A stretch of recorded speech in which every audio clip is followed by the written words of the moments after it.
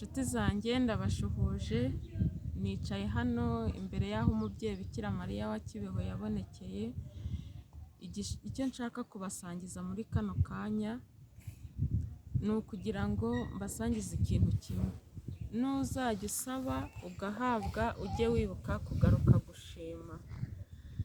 Ubwo nari ndimo nshakisha umuhamagaro wanjye wo kwiyegurira Imana, byansabye igihe cy'umwaka mba hano hafi y'ingoro ya Bikira Mariya wabonekeye Kibeho.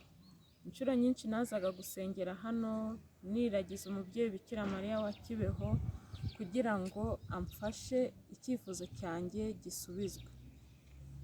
Nari ndimo nsaba kuba mu muryango w'abamisiyoneri de Saint Pierre Claver. Ni umuryango utabarizwa mu Rwanda ariko nawubonye mu buryo butanyoroheye, ariko nari mfite ukwizera hamwe n'umubyeyi Bikira Mariya amanywa n'ijoro nkamwiyambaza, aramperekeza mu rugendo rwanjye kandi ni ukuri yabimfashijemo.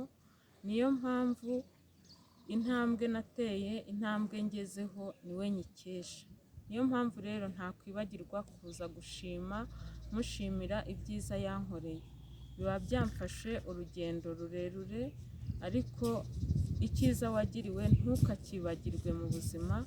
Nusaba ugahabwa, ujye wibuka no gushimira. Gushimira ni umuco, nubwo bwose dufata igihe kirekire dusenga dusaba, ariko twajya gushimira tugafata igihe gitoya, ariko nta kibazo, tujye twibuka gushima. Ni umuco, no muri Bibiliya turibuka ubwo Yezu yakijije ababembe 10, umwe akaba ari we ugaruka gushimira, yabajije nimba bo batakize.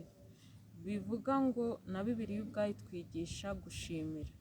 Niyo mpamvu rero nanjye mbasangije iki kiganiro babwira ngo nuzajya ugirirwa neza mu byo usaba byose, ujye wibuka gushima. Kandi nunaba waranyuze mu bikomeye bigufata igihe kirekire, ariko ibyiza by'Imana bizira igihe. Ubu ndashima, nari nicaye hano nsenga nganya mbabaye, mfite n'ukwiheba wenda nibwira ko bitazagera, ariko isaha y'Imana yarageze. Igisigaye ni ugufata urugendo nanjye nkajya ngaruka gushimira Imana ibyiza yangiriye ibinyujije ku mubyeyi Bikira Mariya umwamikazi wa Kibeho. Adusabire, namwe ndamubaragije, namwe mu buzima bwanyu bwose nimba warasabye ugahabwa, aho waba uri hose ujye wibuka gushima. Murakoze rero, mugire umunsi mwiza. Ndabakunda, mbaragije umubyeyi umwamikazi wa Kibeho. Bikira Mariya umwamikazi wa Kibeho, udusabire.